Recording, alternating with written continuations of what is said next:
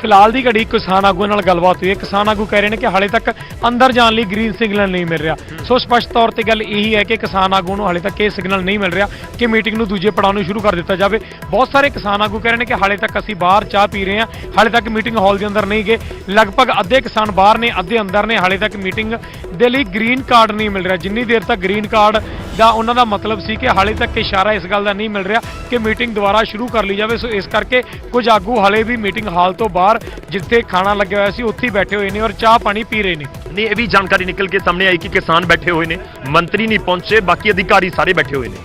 ताकि सारे किसान नहीं अंदर गए कि कुछ चले गए अंदर, बाकी बाहर रुके हुए ने, उत्थे अधिकारी पहुंचे हुए ने, उस तो बाद मंत्रियों का इंतजार हो रहा। ज़्यादातर किसान अंदर चले गए ने पर मंत्री हाले तक नहीं पहुंचे। शायद इसे करके जिहड़े कुछ किसान ने वो मीटिंग हॉल के बाहर बैठे हुए हैं। उन्हों का कहना है कि जिन्ना चਿਰ अंदरों ग्रीन कार्ड का मतलब सी कि हाले तक इशारा नहीं मिल रहा, क्योंकि लग नहीं रहा कि जी संभावना गलबात की बन रही है। जेकर लगेगा कि मंत्री आने वाले ने तो वो अंदर जरूर चले जाएंगे। सो इस करके जिहड़े हाले तक कुछ लोग ने बाहर बैठ के चाह पानी पी रहे हैं और इंतजार कर रहे हैं कि कदों अंदर सिग्नल मिले कि मंत्री ने आना और तुसीं अंदर आ जाओ। जिद्दां ही वो सिग्नल मिलेगा तो जिहड़े कुछ किसान बाहर बैठे हुए अंदर चले जाएंगे। सो हाले तक दूजे गेट की मीटिंग बिल्कुल भी शुरू नहीं हुई है।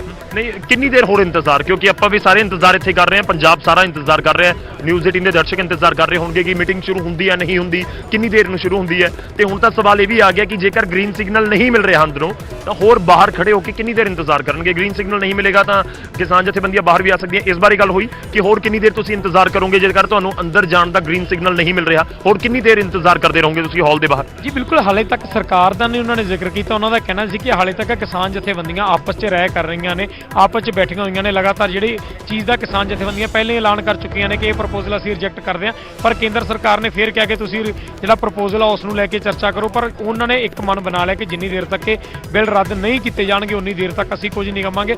और ज़्यादातर किसान अज दे लई पता नहीं की चक्कर है कि जानकारी देने तो कतरा रहे हैं, जानकारी उस तरीके नाल नहीं बाहर आ रही जिस तरीके नाल अक्सर असीं पिछलियां मीटिंगां दे विच देखदे सी कि एक तो बाद एक जानकारी बाहर आउंदी सी।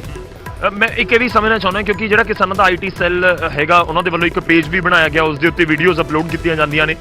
पिछली मीटिंग के नालों इस मीटिंग के नाल मैं कंपेयर करा ताकि इस बार वीडियोज़ घट आईयां ने कि लंगर के शॉट्स आते हैं, लंगर दियां अंदर तस्वीरां छकदी दियां तस्वीरां आंदियां ने, या फिर अंदरों जिहड़ियां होर किसान आगू हुंदे ने उन्हां दे नाल गलबात दियां कुछ वीडियोज़ बाहर आउंदियां ने। अज वो आईयां नहीं, घट आईयां जे पिछली मीटिंग के नाल कंपेयर करी। जेकर ओवरऑल मीटिंगां नूं देखा जाए तो पहले दौर की जो मीटिंग खत्म होंदी सी तो उसदे विचों काफ़ी ज़्यादा मुद्दों नूं लैके कई बारी चर्चा हो जाती सी।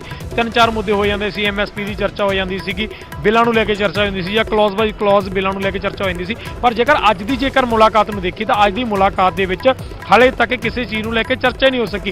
हाले तक चर्चा किस नूं लैके हुई है कि प्रपोजल रद्द किया, उसनूं क्यों किया और उन्होंने मीडिया में जनतक क्यों किया। केवल एक लाइन की चर्चा हुई और इसनूं ही 15-17 मिनट लग गए। इस तो पहला जिहड़े किसान आगू सी जिहड़े उन्हां ते इल्जाम लगे सीगे कि किसान आगूआं नूं डराउण धमकाउण की कोशिश की जा रही है, वो चर्चा हुई है। और दूजी के प्रपोजल नूं जनतक क्यों किया गया, प्रपोजल नूं जनतक तौर पर क्यों रद्द किया गया, केवल यही चर्चा हुई। इसे करके शायद IT सैल ने भी उन्नी ज़्यादा गलबात या उन्नी ज़्यादा चर्चा नहीं की जिन्नी अक्सर पहलों की वीडियो आती सी, क्योंकि पहलों की वीडियो कहण नूं और सुनण नूं और गल्लां बातां लई काफ़ी गल्लां हुंदियां सी जिहड़ियां लगदियां सी कि हाँ ये कहीआं जा सकदियां। सो इसे करके लग रहा कि IT सैल वालों भी ज़्यादातर वो चर्चा इस करके नहीं कर सके क्योंकि पहले पड़ाव के विच केवल 20 मिनट की चर्चा हुई है और 20 मिनट की जी चर्चा है 8 मिनट का उन्होंने एक लाइव किया। सो 20 मिनट की चर्चा को 8 मिनट के इनकलूड किया जा सकता है।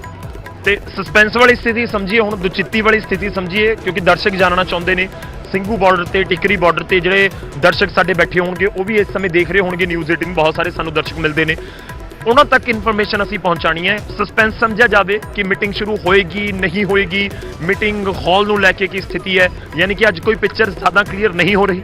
जी बिल्कुल, हाले तक कोई भी पिक्चर ज़्यादा क्लीयर नहीं हो रही। दूजे गेट की मीटिंग नूं लैके उड़ीकां कीतियां जा रही ने। ज़्यादातर किसान आगू मीटिंग हॉल में पहुंच चुके हैं। संजय अग्रवाल कहा जा रहा है कि जो खेतीबाड़ी सैकटरी ने वो भी मीटिंग हॉल के ने, पर हाले तक मंत्रियों का इंतजार किया जा रहा है। पर दूजे पासे जिस तरह पंकज जिक्र कर रहे थे कि जोड़े अधिकारी अधिकारियों के जरिए किते ना किते सुनेहा देने की कोशिश की जा रही है कि जो प्रपोजल है प्रपोजल नूं लैके चर्चा करो, प्रपोजल एड ऑन की किया जा सकता उसनूं लैके चर्चा करो।